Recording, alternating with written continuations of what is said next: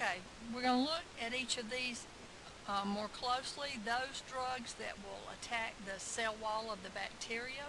You remember the cell walls of bacteria have peptidoglycan. So the penicillins and cephalosporins keep the bacteria from making that peptidoglycan. So the cell wall will lyse or burst. We want it to be active on young growing cells. Penicillin doesn't penetrate the outer membrane, and it's not as effective against gram-negative bacteria. But your broad-spectrum penicillins and cephalosporins cross those cell walls of the gram-negative bacteria.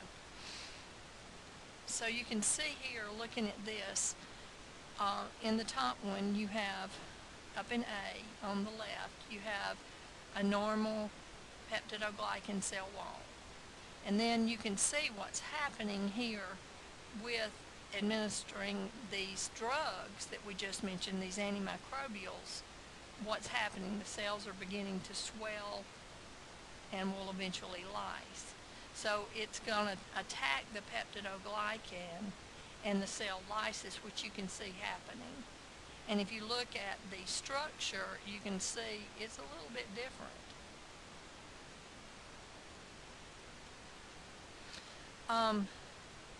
If they disrupt the cell membrane, this will kill the cell, kill the microbe, because it will disrupt the metabolism. Because remember, the cell membrane controls what goes in and out of the cell and keeps homeostasis. So the drugs here have to particularly go after a specific microbial group. And it's based on the different types of lipids that they have on their cell membrane, in their cell membranes. Polymyxins interact with phospholipids and cause leakage, mainly in your gram-negative bacteria. And other drugs will cause leakage in the fungal membranes because of complexes they form. And you can see how it just totally destroys that cell membrane. Those that affect your nucleic acids, it's going to act on DNA, RNA, or both, and it blocks the making of the nucleotides, it inhibits replication, and it stops transcription of messenger RNA. And this would be your chloroquine.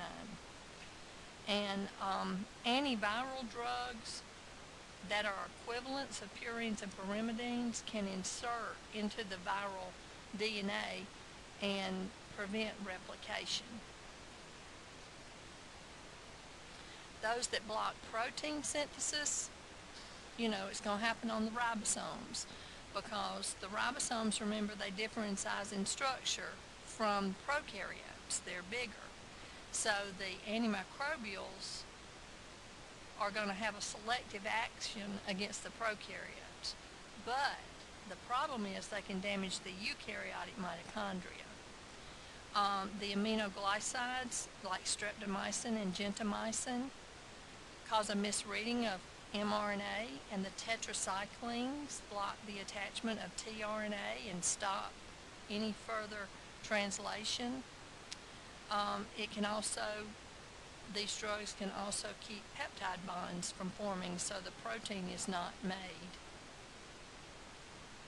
And this shows you how when the DNA or the mRNA is misread, you're going to have an incorrect protein. And this is caused by these aminoglycides.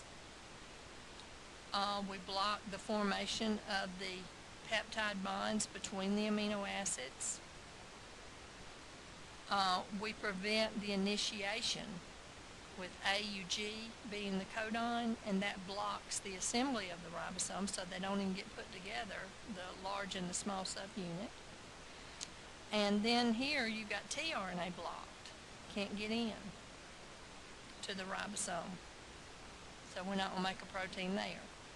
And here the ribosome isn't able to translocate.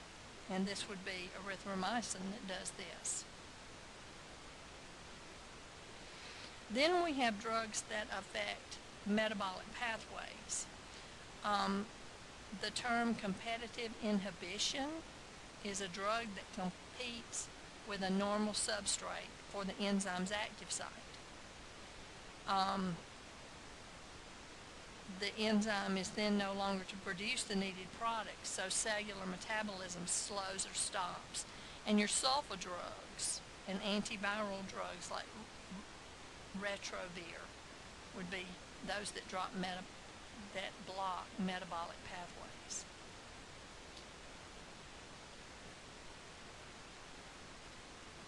There's something called the synergistic effect, where you combine antibiotics to get more kick because the sum is greater than the individual antibiotics, and this is sometimes used.